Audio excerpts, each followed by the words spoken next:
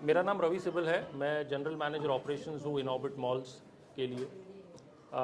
जो ये कार्य हमने किया है ये एक सोच थी जो हमने कुछ महीने पहले जब दीपक जी हमारे पास आए थे कि हमें कुछ ऐसा करना है कि जो डिजिटल एजुकेशन को प्रमोट करे, खासकर बीएमसी स्कूल्स में जहाँ पर ये बच्चे शायद इन चीज़ों को ज़्यादा यूज़ नहीं कर पाते। सोच बहुत बेहतरीन थी और इसी सोच पे हमने चर्चा की। जैसे मैंने पहले भी कहा, हमने 4 स्कूलों का संकल्प लिया और अभी हमारे 4 स्कूलों में ये एक सेटअप हो रहा है। 2 आज है, 2 नवी मुंबई में काम चल रहा है। सोच यही थी कि एज इनऑर्बिट हम इस चीज़ को सपोर्ट करें। इनऑर्बिट शुरू से काफ़ी कॉजेज़ को सपोर्ट करते आया है, शायद वो लाइवलीहुड हो या वुमेन एम्पावरमेंट हो। तो ये सोच बहुत अच्छी थी और इसी सोच पे हमने काम किया और ये कंप्यूटर लैब सेटअप किया। और आज ये देखकर बहुत खुशी मिलती है कि आज ये बच्चे जो बैठे हैं जो कंप्यूटर के सामने, मैं जब रिबन कटिंग कर रहा था उनके चेहरे पे खुशी देखकर मुझे इतना अच्छा लग रहा था कि वो सोच रहे थे कि कब हम अंदर जाएं और इस कंप्यूटर लैब में जाके अपने अपने कुर्सियों पे बैठें। तो यही एक खुशी होती है और हम एज इनऑर्बिट पूरी कोशिश करेंगे कि आगे चलकर इसे और सपोर्ट करें।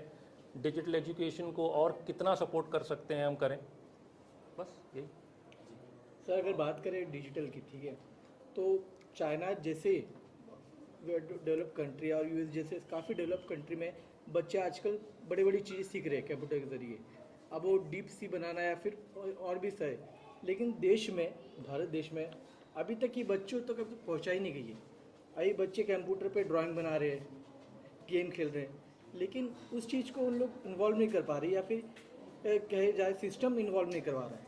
क्या दिक्कत हो सकती है इसमें और आप क्या तो कर सकते मैं हैं इस सवाल का जवाब थोड़े अलग तरीके से दूंगा। जी। आई थिंक इसकी सोच ऐसी होनी चाहिए कि कहीं ना कहीं इसकी शुरुआत तो होनी चाहिए। तो आज जो हमने किया है आप कह सकते हैं इस चीज़ की शुरुआत है। एंड आई एम श्योर कई और कॉर्पोरेट्स भी इस चीज़ को सपोर्ट करते हैं। मैं चाइना यूएस के साथ खुद को कंपेयर या इंडिया को कंपेयर नहीं करूँगा। हम भी इक्वली डेवलप्ड कंट्री हैं। वी आर द 4th और probably the 3rd richest economy today in the world. So we are not lagging behind either. I think it is ये एक सोच होती है कि कब आप शुरू करें। ये एक सोच है जो हमने शुरुआत की है और जैसे मैंने पहले भी कहा हम इसको डेवलप करेंगे। तो जैसे आपने कहा कि जो भी सॉफ्टवेयर यूज़ या जो भी ड्राइंग्स उसे और कैसे स्केल अप करें, उसमें इनऑर्बिट इस चीज़ को सपोर्ट करेगा। दीपक सर, आपकी क्या राय है? माइक वहाँ पे घुमा दें। उल्टा Deepak sir, it's a very important initiative. Difference हमेशा से बहुत अच्छे से कार्य करते आ रहा है। ये कार्य क्यों सूझा कि ये बहुत जल्दी था करना और सर का किस तरह से सपोर्ट रहा है? मैं सबसे पहले आपको यही बताना चाहूँगा, जैसे भाई साहब ने क्वेश्चन किया कि अभी भी हम बहुत अंडर डेवलप है। अंडर डेवलप नहीं है, हमने स्टार्ट कर दिए इनिशिएटिव। जब भी आप जागे तभी सवेरा होता है और एक अच्छी शुरुआत है। डिजिटल एजुकेशन मिलने से आज बच्चे जो सीखेंगे, ये जो आने वाला समय है वो धीरे धीरे वो और आगे वो प्रगति कर पाएंगे और मेन स्ट्रीम में कुछ अच्छा अपने जीवन में भी करेंगे और हमारे देश के लिए भी करेंगे।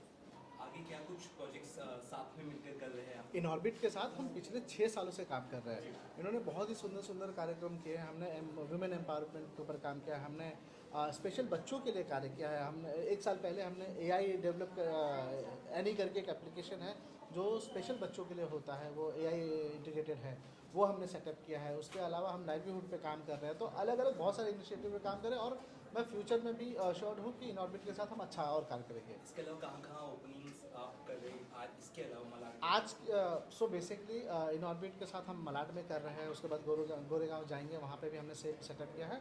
राजस्थान में हमारा ऑलरेडी काम चालू है, आज वहाँ पे भी इनॉग्रेशन है प्रोजेक्ट लज्जा को लेके।